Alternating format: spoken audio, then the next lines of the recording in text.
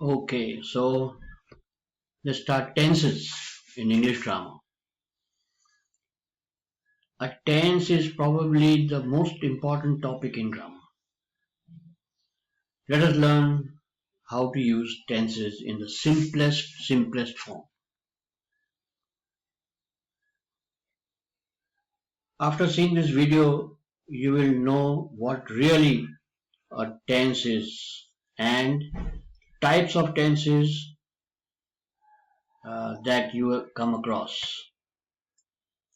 Okay, tenses really tell you something about the time when something has happened and the work, the status of the work.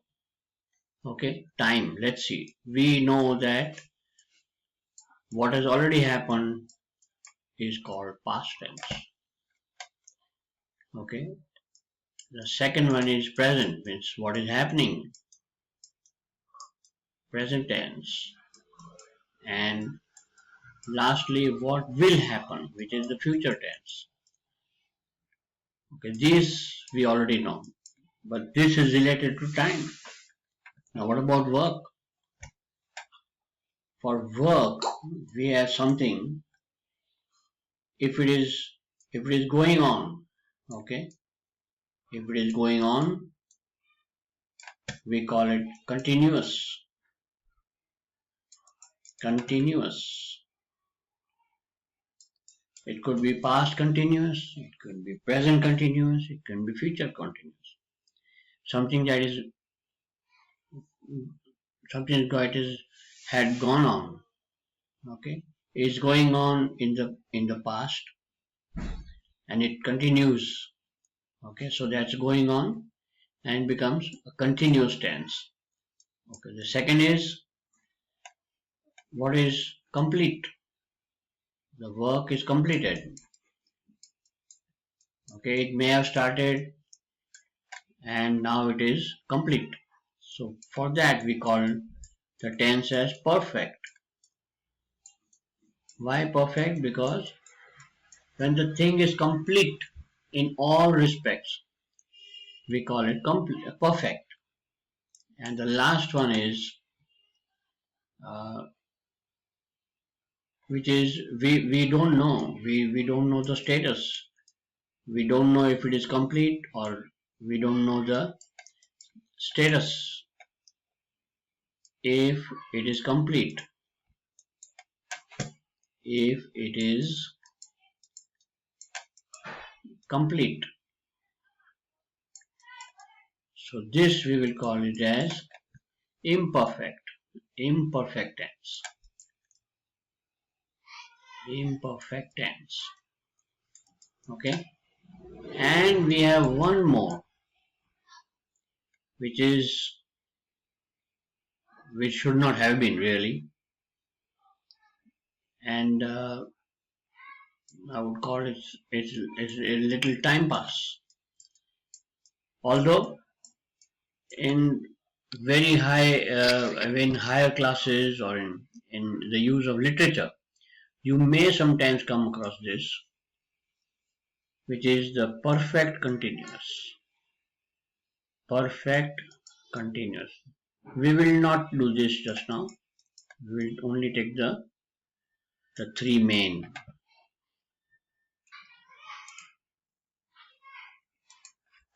Okay, so let's revise this. Tenses is divided into, it tells us something about the time that something is happening and what is the status of the verb.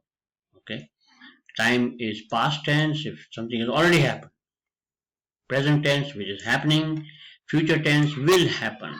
Okay, so in future, in tomorrow, day after, next year, something like that. And what about work? For work, we have to know which is going on. It has started, but it is not complete. It is going on. For that, we call a continuous tense. Something that has been completed, we call it a perfect tense. Something we don't know whether it is complete or not. It is halfway through, so we call it an imperfect tense. And something which we will not touch this time, which is a little time pass, we call it perfect continuous.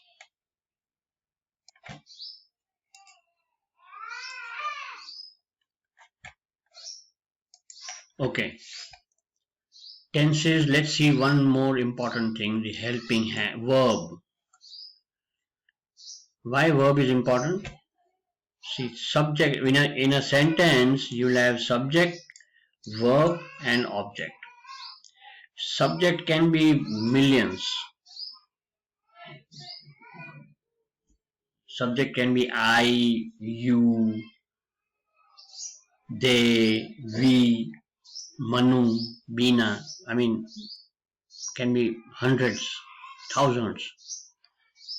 Object too can be many. On trees, to school, the giraffe, a uniform. They also can be so many. The sentence, suppose I'll say, uh, Bina has seen a giraffe. Okay, so Bina is uh, the subject and seen is the verb. Okay, so uh, we'll have seen as the verb, and there is something which is helping the verb. Okay, has seen. So has is helping the verb in forming the sentence. That is important. So we have uh, certain rules. Let's say present tense. We'll take it as green, and we'll have do and does, is and are, has and have. Okay, so we have these helping verbs uh, in present tense. In past tense, we'll have did, was and were, had, and future we'll have will and shall. We'll have some other like shall have, and but it's basically we'll have will and shall. So this is what a helping word and this is what tenses is all about. We'll of course see in detail now, but this is what it is: present, past, and future. And these are the helping, and you can recognize a sentence by the helping verb.